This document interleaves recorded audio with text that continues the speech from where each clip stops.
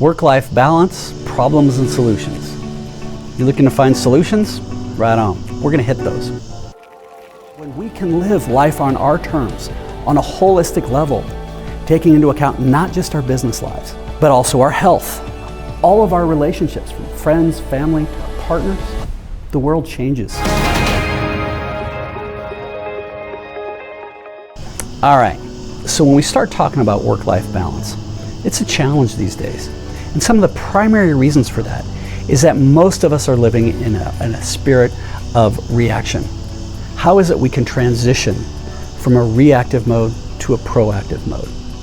A lot of it comes down to how we're controlling our time, our most valuable asset, and how is it we're choosing to address things? How intentional are we getting around different aspects of our life? So I'm gonna make you an offer, no cost, doesn't cost you anything, no expectations.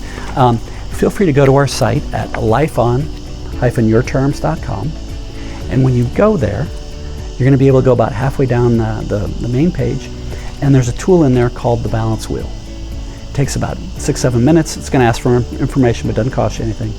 And you can go through and actually understand where you are.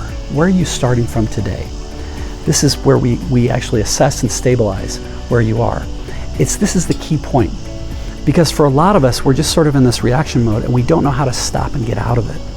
And when you go through and you do this assessment, it's gonna give customized results just for you. And you're gonna be able to say, okay, hey, wow, cool. I'm crushing it here. I'm doing great there. Or, this isn't where I wanna be, but it's not really a surprise. So, okay, but I'm not sure what I can do to start moving forward. How can I make this better? How can I transition to make these stronger? How can I get better at it? And it's even that small process of starting to think that way is gonna help you to start becoming more proactive in what you're trying to do, transition out of that reactive state. So when we think about it, some of the key problems that you're gonna face that I see over and over and over, and I've seen hundreds and hundreds of times, is around time management. It's like, okay, well, yeah, nobody anymore feels like they have enough time because they spend most of their time scrolling or they're in reactive mode. So this is where, please check out the video. We talk about time management in other ways.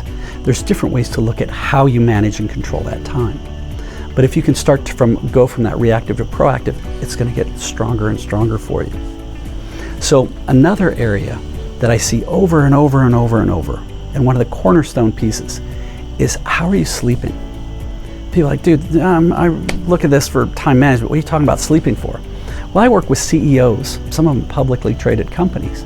And that's one of the cornerstone questions we ask, is because if you're not being rested, you are likely in more of a reactive state throughout the day.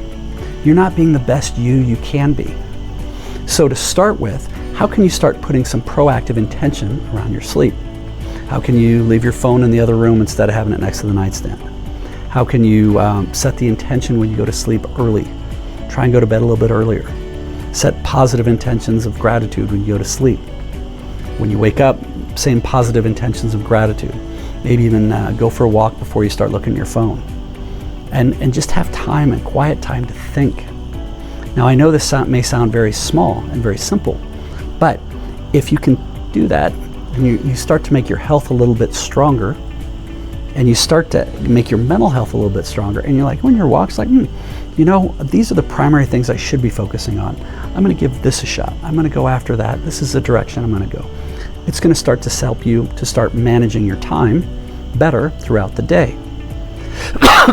Excuse me. Now, this is a very minor thing, but it's one of those very simple things that is a cornerstone for those work-life balance problems. How do we start with that? Another area where a lot of people have challenges is with managing work and their home life, making sure that they have enough home, have enough time in both places. We feel stretched. Again, it's that time component. And it's my belief that one of the greatest gifts we can give anyone, including ourselves, is the ability to be 100% present in what you're doing.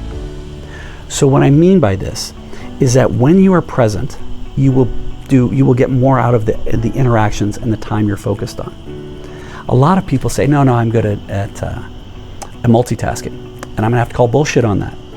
Study after study after study says this is not true. In fact, if you're doing some sort of deep cognitive work and your phone buzzes and, oh, I just checked my email for 30 seconds. Well, the reality is if you only checked it for 30 seconds, it's still going to take you almost 2 minutes on top of that to get back to that cognitive level where you were in thinking. So you're going to spend most of your day in transitions. Not only that, you're not going to be present with the people around you that matter. So if you're working with somebody and they come and ask you a question and you're like, yeah, yeah, okay, working on it, oh yeah, great, They're not listening, you're not listening to them. It's not going to engage.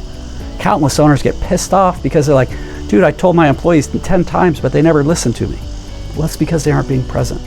But if you can stop, close your computer, look at them and say, hey, tell me, what's up? And really look into their soul and listen to understand. Don't listen to be right, be curious. So that can help in a small way at the office. But what you can do when you go home is when you go home, make sure that last pitch of the day is your best pitch of the day. I actually have Post-it notes, just blank little Post-it notes on the back of my door at the office, in the car, and then also in the garage door when I come home. And the intention with these, nothing on them, is just to remind me that the last pitch of my day needs to be my best pitch. Excuse me. Hay fever. So with that, where this comes from is if I'm doing a strategic planning session with an organization all day, I come home and candidly, 8 hours, I'm a puddle. I just want to come home and just drool on myself and watch TV. I don't necessarily really want to talk with my wife or talk with anybody, and she's usually pretty patient with me. But sometimes, maybe I've been trying to get that new client or somebody calls, and I take that big breath and I see on the screen, it's like, oh yeah, this is Jane. I've been waiting to talk to Jane. It's like, and like, hey, how are you? You know, and I'm putting it on and all this. And I can sit there and I can see in my wife's face, the energy just drain out of her face. She doesn't say anything, but I can tell that I've hurt her because I was able to dig deep and have the energy for my wife, but I wasn't able, or for that business person, but I wasn't able to dig for my wife. So now, when I come home, when I can, and it's more often than not, I want to sit knee to knee and I want to look my wife in the eye and say, honey, tell me about your day. I want to be 100% present for her when I'm doing that, even if it's only for 4 or 5 minutes.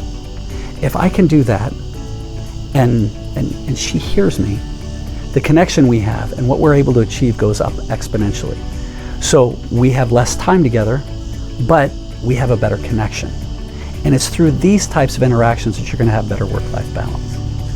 So if you'd like to learn more, please reach out to us at lifeon-yourterms.com.